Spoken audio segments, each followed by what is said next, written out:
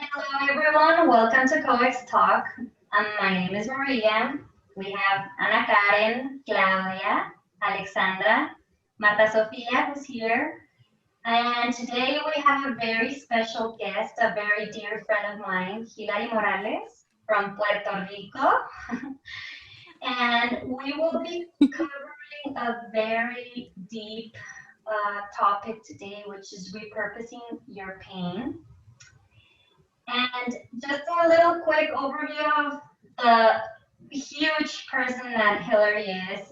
We met in Philadelphia. We were both studying our master's degrees. She's doing a dual degree in architecture and historic preservation. She's a very much activist person, especially focusing her studies and all her passion in inclusion and equity. I've learned so much from her, from all the things that she's advocating for, especially focusing on human rights. And I see her passion, and I hope that she takes that passion further away on helping others to bring their, I guess, their not only their level of consciousness, but help them know that we all can do much better and we all deserve an equal opportunity for growth. So, Hillary, I'll pass it on to you. That's amazing. And Okay. you can tell us why you picked this topic. I picked this topic. I think one of the reasons because within the design community, we don't talk about the stigma behind mental health. That we kind of look ourselves as very invincible and like this hero and genius mindset that we just get creators and advocates that we don't suffer anything. But in reality, all of us face difficulties that we can all use to repurpose and help others. So I feel like that's been how my life has been going since I was 12 years old. Yeah. Never expected that that moment in my life will be transformed in this moment that I'm here in Philadelphia. Like I never expected myself to grow so much because I was living a very hostile environment in Puerto Rico. So I think that's the beauty of healing, and meeting amazing people in the process. Ah, cute. And so tell us a little bit more about, and I know I asked you to talk, and it's super hard, but to talk about the hostile environment that you grew up in. Like, what was it? Like, what made it a hostile environment for you, and how are you overcoming that hostile environment? And I know the story, but I want you to share it with the rest of the people because I believe that we all, in some sort of way, grow up in these kinds of environments. Like it's never perfect, but Mhm. most of our conversations are about how we have transcend our pain and turn it into more positive present and future conditions. So tell us a little bit more about what made your environment hostile when you were growing up. Well, grew up in a very abusive home. Lived domestic violence for 20 years. Where there was a lot of verbal, mental, psychological abuse, even financial violence, where he controlled the money, the, the income in our houses. We had to do everything that my dad was, well, would force us to do. And at some point, he reached out to very dangerous scenarios where was threatening us to attack us physically. Mm-hmm. Like I almost got killed by him. He threatened my life to kill me. So it was a very progressive, toxic environment. It was not always like that. I can say that it's not like always bad, but I think just being in this environment constantly for 20 years led me in a very unhealthy state of mind that at some point I was just dead in life. I was a zombie, just working and producing things, but in reality, I was not conscious in my environment. Mm-hmm. And that led us in a very chronic anxiety and depression that even I went through a lot of starvation myself. Like I tried to kill myself in the process. But I reached that level in my life where there was no hope, because that was my normality. That was my daily life. I couldn't see myself escaping from that. Um, but for some reason, I found my voice in the community, and by helping others, I discovered myself. So that's how it is. So when did you say, because a lot of the most of the times where when people live in hostile environments, they kind of like are not aware that they're living under oppression. When was it that you realized that you were not living in a healthy environment? Like, how was it that you kind of like woke up to say, hey, this is not normal, or I don't want this anymore? I think there were three key things about that. I feel education is one. uh, I mean, I had a huge role model. She was encouraging me to be educated. So I self-educated myself a lot. And in the process, I discovered the pathological situation of my dad. Like he's a sociopath.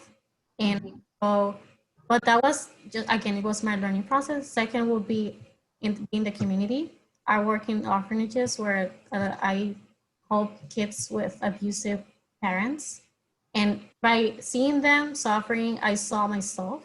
I understood entirely that it's not a good thing. I was like, this is interesting that I can relate with these little kids, but I thought it was just a normal thing. But I think the very crucial moment was when I did a huge breakdown that I zoned out for 3 hours in my class. I don't remember for 3 solid hours that I was in a classroom. You don't remember?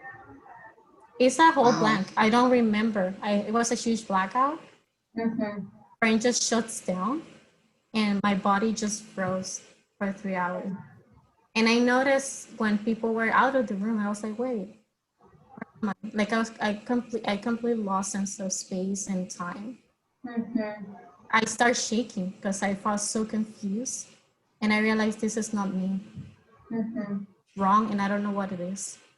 So I started therapy, and she made me realize that I was living a hell in my home, and that was huge. It was like a bursting a bubble, and then chaos started. How old were you when this happened? 21. It was very adult, yeah.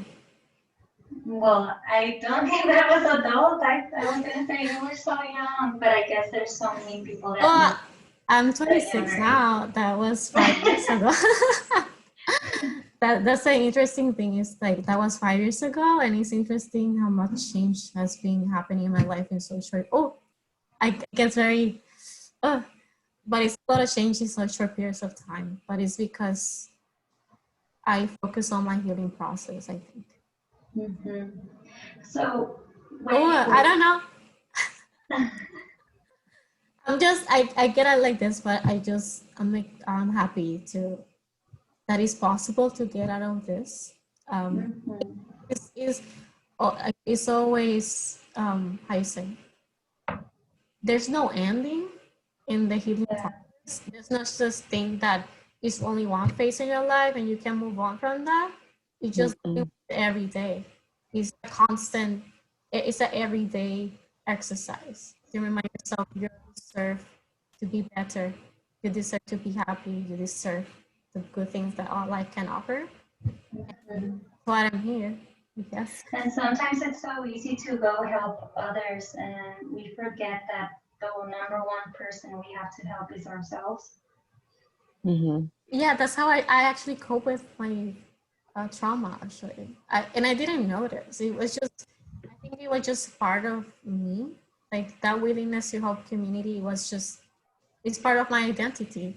I didn't felt like I was doing that, but at the same time, it was a good platform for me to understand others. By understanding others, I understood myself better. Yes. I didn't have the tool to understand them. I don't have the resources. Growing up in a family without love, you lack of identity, you don't know what is good or bad. You just think it's normal to have pain and you deal with it. But by helping others, you realize there's so much out there. There's a lot of other things you can do. And that's how I start breaking out this biases and like this, how you say, this bad notion of what life is, period. That it's not okay to live it in these conditions. But it was hard to kind of break that mindset. I feel like the hardest part is to face reality. Yes, face reality. It's like a slap on the face. Because sometimes you really do not want to face it at all. There's people who omit it and continue with their lives. And just, it's like they're blinded. It is like that. We just like we have the tendency to just keep. There's no pause in life won't stop for you. You just like keep working. Okay, we just like you need to go to school. You need to go to work.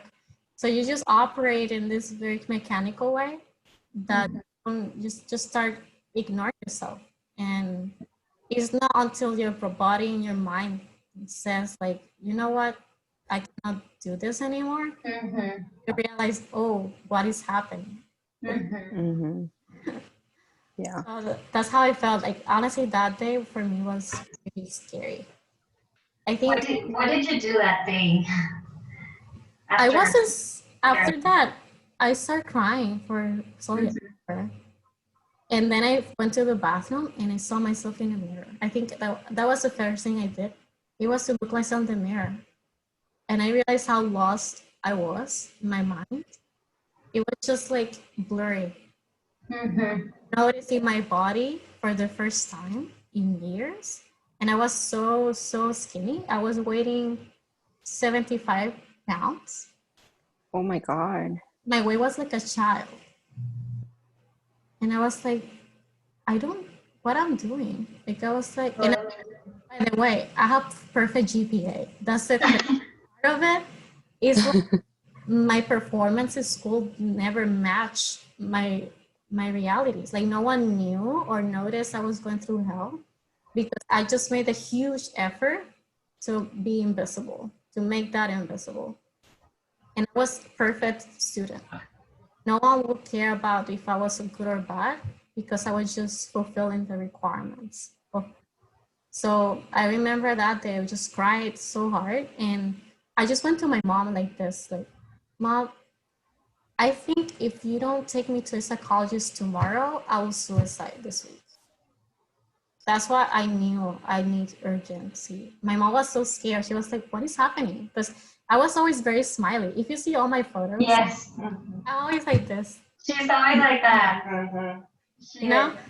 So and even in person, you're always like that. That's how I met you. That's how I met her too. Me too. But I did make her like this little, like delicate little thing on a chair that looked at me so cute, and I was like, what? It's so fragile. It is so like that. And I saw you like that, but then when we started having conversations, I was like, holy shit. Yeah. Much for this little, I call her pollita sometimes, this little chicken. But I need to say education is key to get out of these biases because I took two psychology classes that I mean, it's one of my favorite concepts. It's about necrophilia and biophilia, which is the love of death and life. And I just realized my life it was a necrophilic process. It was very mechanical. There's no love and everything. And you just adore the idea of dying, of death. Just live to die. What's this word? Eric Fromm is a psychoanalyst. So what's the name of the word? Necrophilia and necrophilia. I know what biophilia is. Never heard about necrophilia. It's the love of death, basically. Well, it's basically everything you do in life has no purpose. Your emotions, processes, and mindsets Mm-hmm. on destruction. Mm-hmm. Something this psychologist mentioned is that the nature of the human is the act of destruction. Mm-hmm. It's like this. I mean, we can see in our environments, right? He Yeah. he has a says like the nature of the human is to destroy everything. Um, but Mhm. he was saying this also as in a psychological manner. Like people in her thinking process is to they have this self-destruction. Mm-hmm. And my life was like that, and my family was like that. It was not only me; just I grew up in that environment. So starting to love life was even weird. I was like, why need to have goals? I think I always said I was gonna die when I get 25. I just Whoa. I just thought about dying at 25. Even though I was like perfect GPA, I was applying to school, like top of my game. But I was like, yeah, I'm just gonna study in Dyson. Like it was that level of scary. Mm-hmm. I didn't felt any purpose. Like if my life was gonna be this way, I didn't find any purpose to contribute to any. Your purpose was to meet me. Isn't that a Huh? big purpose? What? What you said? Your purpose was to meet me. Isn't that a Oh, big of course. I'm just saying this that was 5 years ago. It's not the same anymore. I promise. Okay. But So I'm gonna. essentially, Sorry. so essentially, you were functional on the outside, but when it came to like the inside and your personal life and everything, you were so functional to make sure, like you said, to become that invisible person that no one had to worry about. Exactly. I didn't want to be Okay. different to anyone. For some, Yeah. it was so weird. But I don't know. It's interesting how life turns, and something that I learned recently is like how life is about pivoting. They always turn depending on the situations, right? Mm-hmm. Yeah. All the hardships I've encountered in my life, it's just lead me to this point. Mm-hmm. Thanks to my effort and just continue, even the act of doing it, Mm-hmm. to get out of it. I feel a lot of people who are going through severe depression don't do anything. Mm-hmm. Mm-hmm. I was in a huge Well, lock a lot, that I was very active. It was just well, a weird scenario. a lot of people don't even know that they're depressed, or a Mm-hmm. lot of people Oh, people don't notice. that they're living under hostile environments because unfortunately it's not just a family, it's a whole culture. I mean, it's in our history, it's in our ancestors. Like we're carrying so much pain that But the interesting thing that the only thing that kept me going in life was helping others. yes. Myself, it was the act of service that helped me out to continue working. Like I felt Mm-hmm. much better all the time. I was contributing to the community, like offering my tools, my skills were always so fulfilling for me. Mm-hmm. And it was not selfish at all. So I was like, yeah, if I die, at least I did something. It was like very. The thing is, like the mindset and the process, it was so bad, but at the same time, it was doing good, and that was helping me out at the same time. It was very. It was always, you know. It will, Yeah, but it's not it that will influence me and it will influence me in a positive way just by doing work. it's not that bad though that you're thinking about death because we're all gonna die No, and but it was most of very us are bad. scared of it and at least you were not scared of it. No, So I think that's actually you reached a very high level of spirituality in that sense no, because I don't think so people are because terrified about it. One thing is that you want No. to live, but one thing is that you're not scared of dying. It's two different things. yeah, it's just strange. But again, it's like this very destructive mindset. Yes. It's not, even though it's not scary, it's just not productive or purposeful. Mm-hmm. I'm making myself more sad and miserable. Mm-hmm. Like me and myself telling myself I don't deserve anything better than that. Like trying to remove that mindset, it takes a lot of courage and a lot of self-compassion and love. I think mostly it's love. It's just I didn't receive that as when I was growing up. So even learning the word love was very bizarre. I was, what is that? When people were giving me love, it was just like they want something. What are you doing? Like,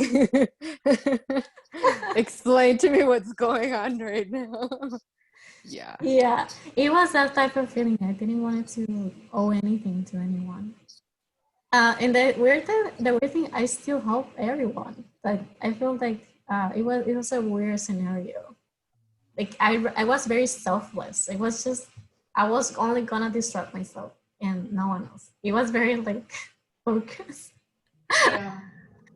But I want to share something. Yes. I Okay. feel like can we screen? No, I cannot screen share. I'm allowing you to share it. I did a huge review There. of my life. You have That's my good. permission now. But I feel sharing these images is more making everything more understandable. Can you see it, my screen? Which one you see? It's black. Yeah, black and says repurpose your pain. Yeah. So I want to say something. I feel like sorry. It's like when you, sometimes when we face the world and we face people, we always talk about who are we? Like how we present ourselves into society, in the society. So when I faced society, I was like this. I was always very smiley. This is me like 2 weeks ago, but it's always very pretty and like smiley. And I was like, yeah, my name is Hillary. I was like, I'm 26 years old. This is like how we present often. We say where are we from, or live. Also, like I hope for professional degrees, like very smart, very professional with 4 degrees in environmental design and architecture and historic preservation. And also, like, I'm an advocate designer and planner, and I work since I was 12 years old in nonprofit organizations. But this is what my face in the world, right? See is the other things, right? They don't see that you go through domestic violence. They don't know that you go through chronic anxiety, that you have physical traumas, that you go through severe depression, panic attacks, suicidal attempts, starvation, financial hardships, cancer symptoms, like body cancer symptoms, severe scoliosis, feelings of abandonment, and also face various environmental catastrophes. And also, I think the hardest one is having no identity. And I don't feel like I'm the only one. I'm not special in that sense. I feel it's the ability to get out of it is what makes me special. And like Marifer says, our pain can be purposeful. But our pain, I think, it doesn't define us, but it's part of our lives. It's not can erase. So I'm both of these people. I have the hardships, and I also am a smiley pretty girl with 4 degrees, no? You can And a huge heart that knows how to love everyone. So I always say, in what ways pain becomes visible or invisible? And how we can repurpose our traumas.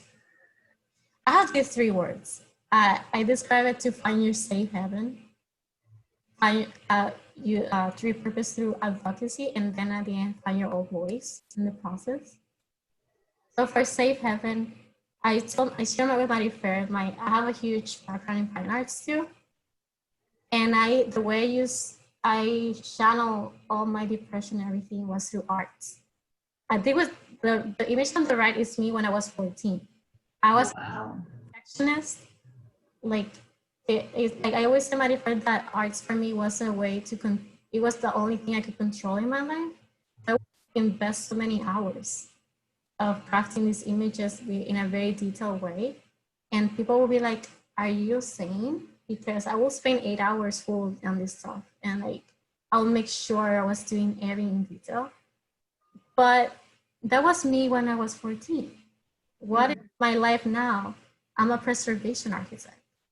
And I'm not the same person anymore. I don't have chronic anxiety, and I don't use my art or design as a way to channel my inner issues. Now is to serve others.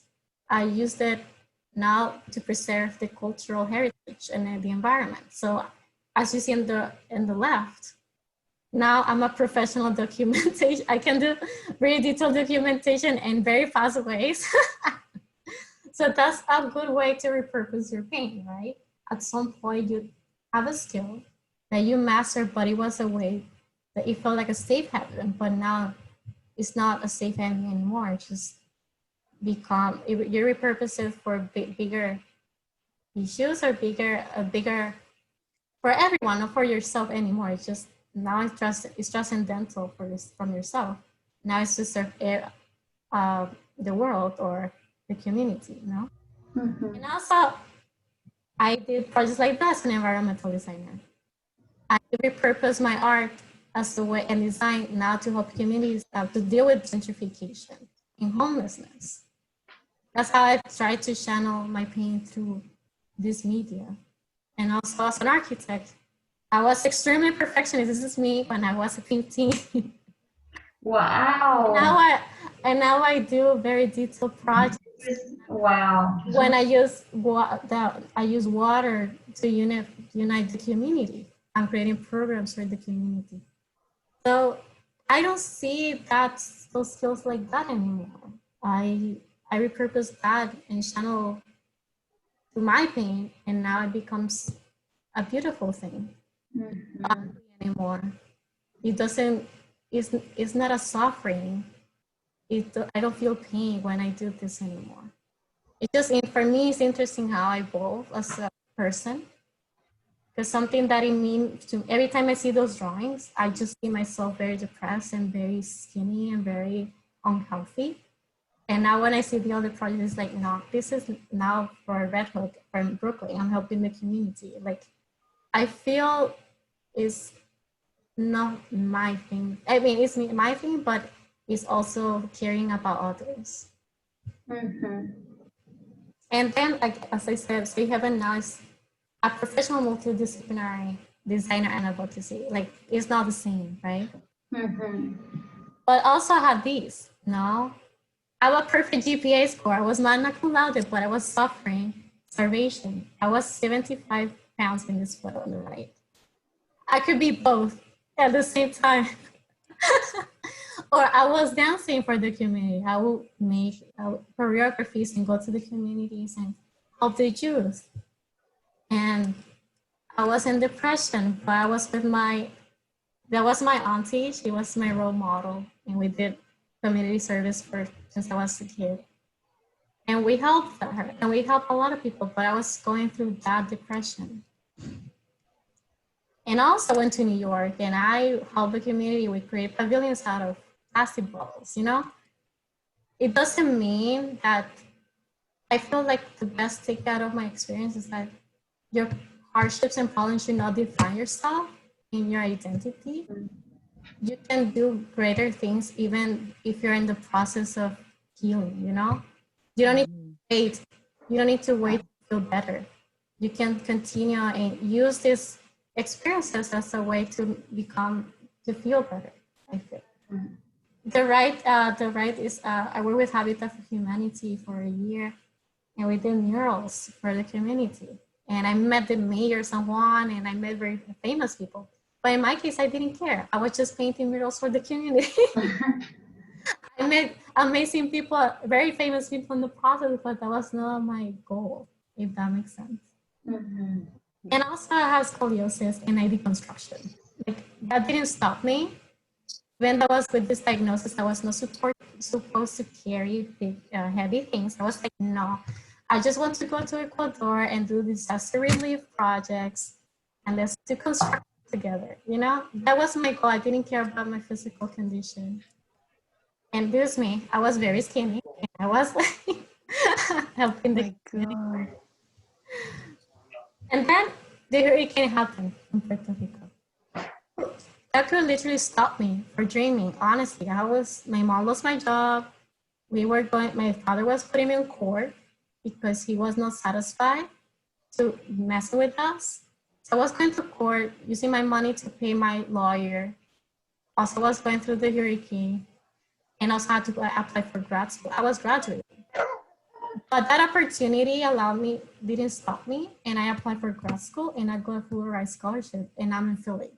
That's me in the left.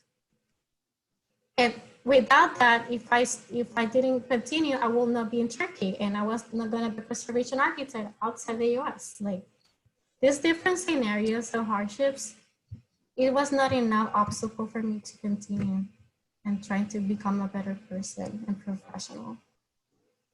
So I think advocacy helped me to learn about others, change my perspective on my own problems, and also share my story for the first time. And try and meet people that will share the same as mine. And then find your voice, I think, is a key part of it because when you grow in a home like that, you don't have identity. You don't know who you are. I still don't know. I'm still on the journey to know myself. I feel like I'm a top. I have 5 years old. Like I escaped from my house 5 years ago, and I have 5 years old right now.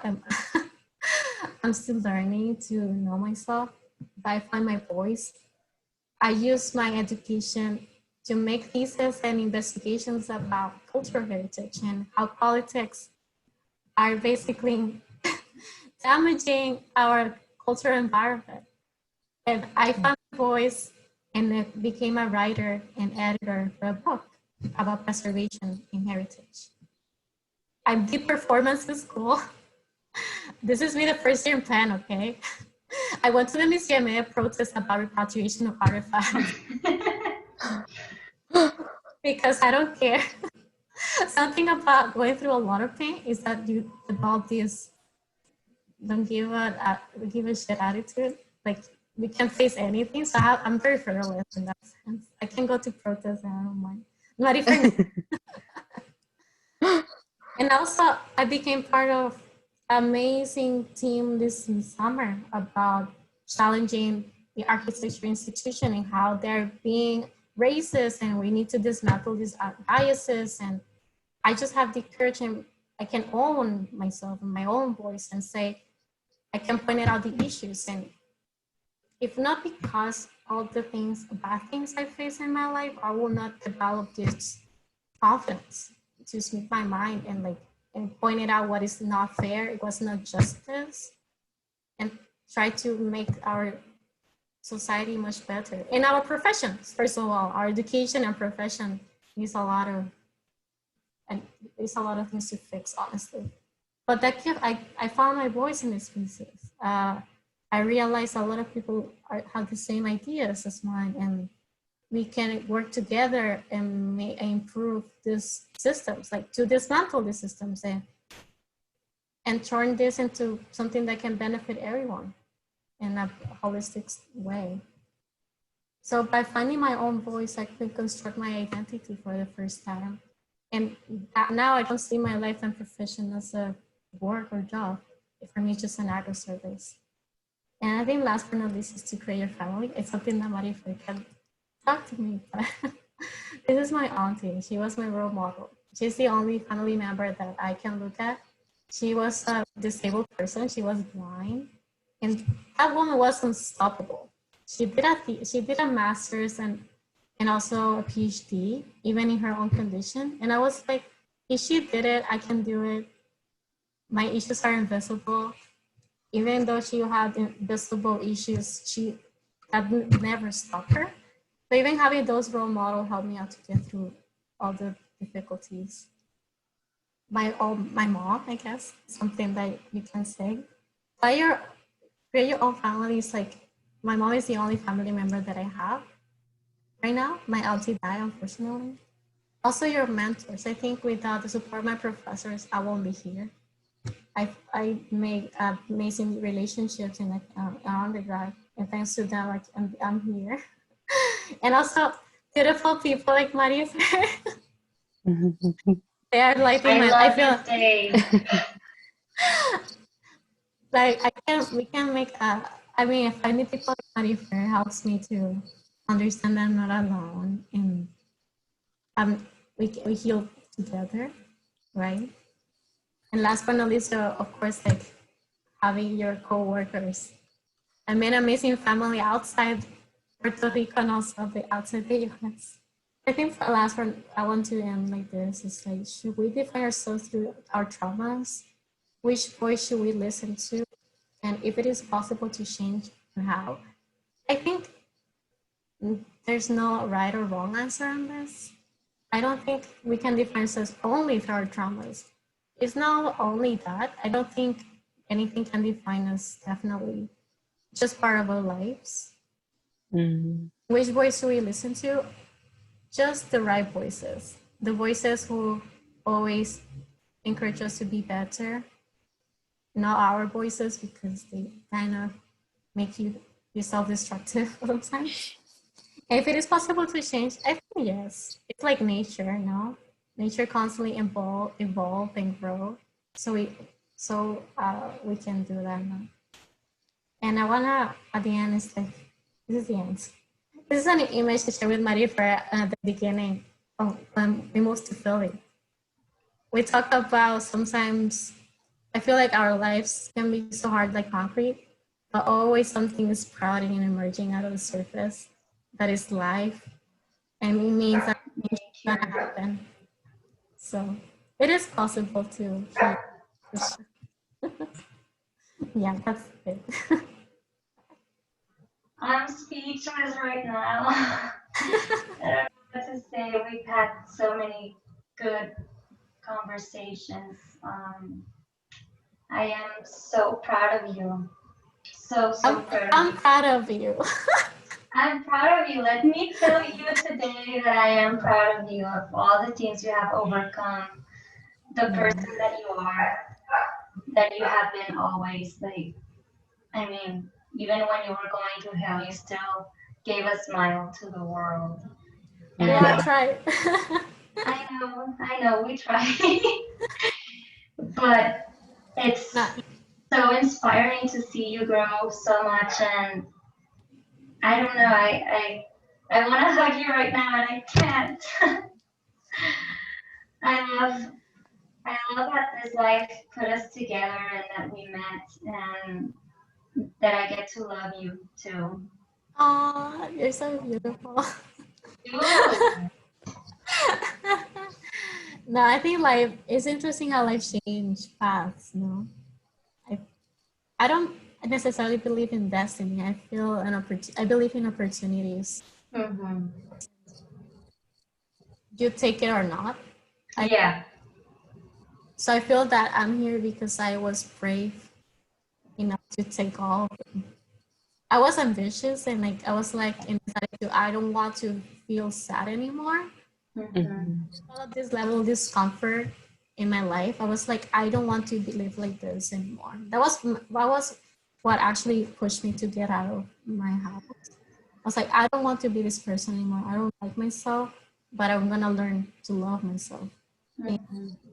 it's been a journey. It's not perfect. I still have, No. but it's definitely better.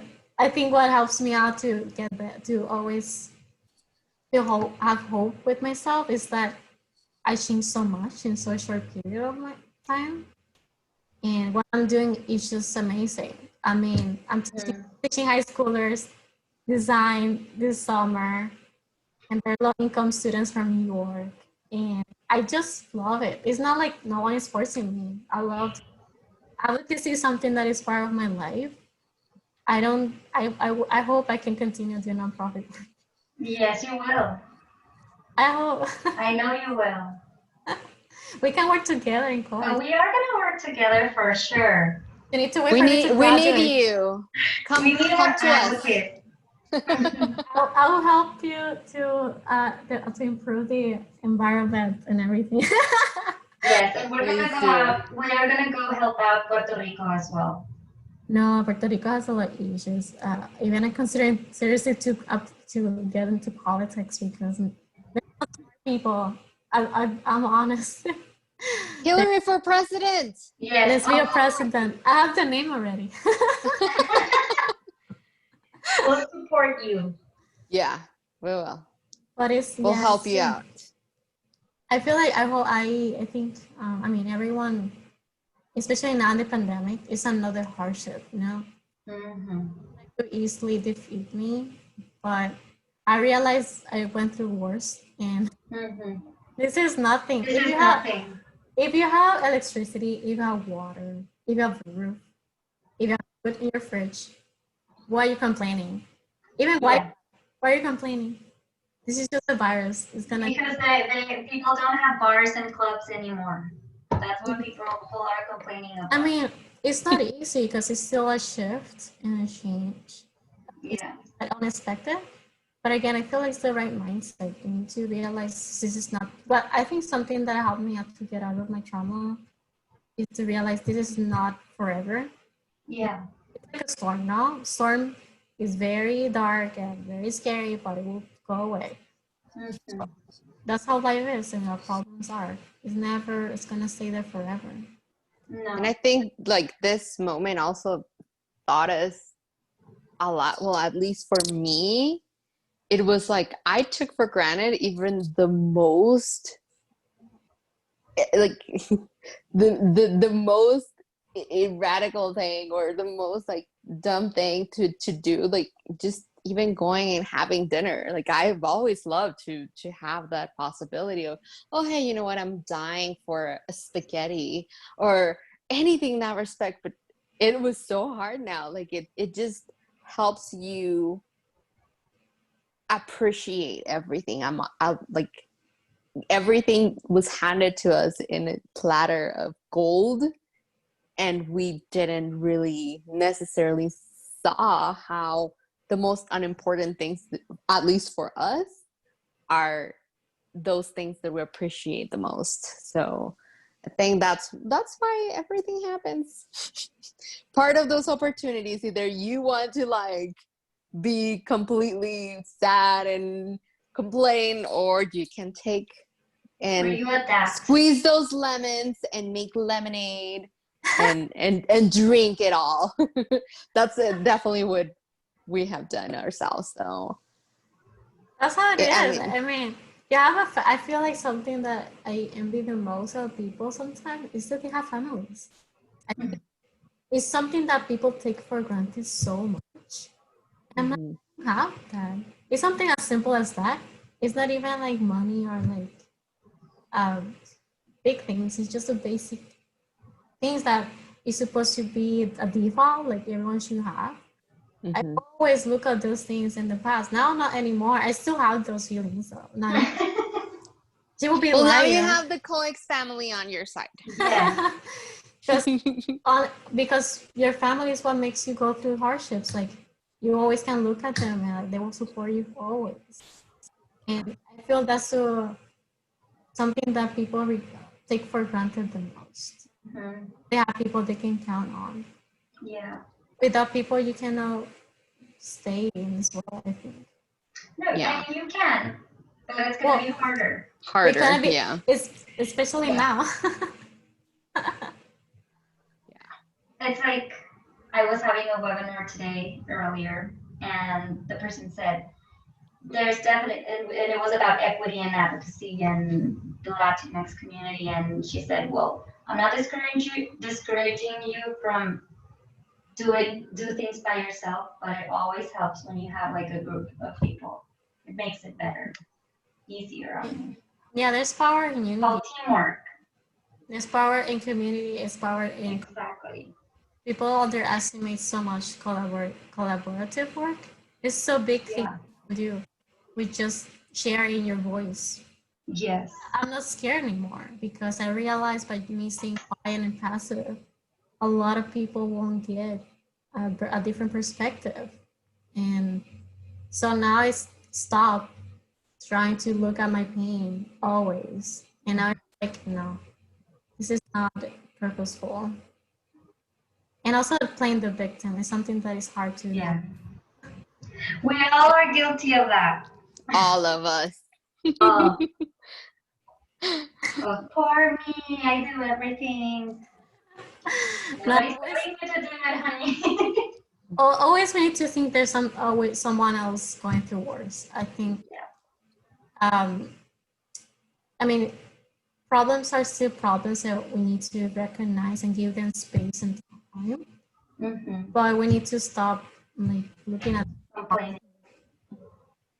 there's no purpose. Why are you complaining? So, because there's greater things to care about right now, especially nowadays. So that's my work as a designer and advocate, I guess. Well, Hillary, thank you so much for sharing that. I think it takes a very strong person to be able to say what you have just told us and to share the story that you have. I think this can really be a good thing to push to those that I think are still in that position where they haven't seen that it's not normal to be in that type of relationship, or it's not normal to have such a hectic type of life to where you're always sad. Like, I think because that's what they've lived with, they do not know it's not what they should be living. So thank you so much. I would have never expected, I've never heard of this story before. When I met you, I mean, I'm telling you, you were like the perkiest person ever. And I mean, I have obviously loved you from the moment, because that's true. You're always smiling, you're always laughing, giggling, and everything. So it does also like take us to that point where, hey, yeah, other people might be going through a lot of stuff, even when this is showing otherwise. So thank you so much for sharing that with all of us. Again, I like, seriously, I really, I mean, I'm not just proud of the person that you become, because I think we all need to get there, but I mean, just being able to be as happy as you are in accomplishing everything you have, I'm pretty sure you're going to accomplish a lot of greater things from now on. That's so sweet. And I'm here. I can be your friend too, and your family. Yeah. We want you to come visit us, please. I'm already not a Treviño too. Yes. Yes. I'm a Treviño too, believe me. I'm a Pompitas. It's part of the family.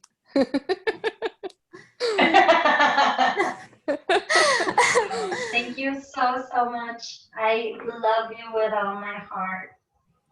From the moment I saw you sitting in that chair. And just know that that if anything, we had a conversation about funerals. I would be, if that happens, hopefully not, I'm gonna be crying, so shut up. No, I'm not gonna die. I have so much. I have so many reasons.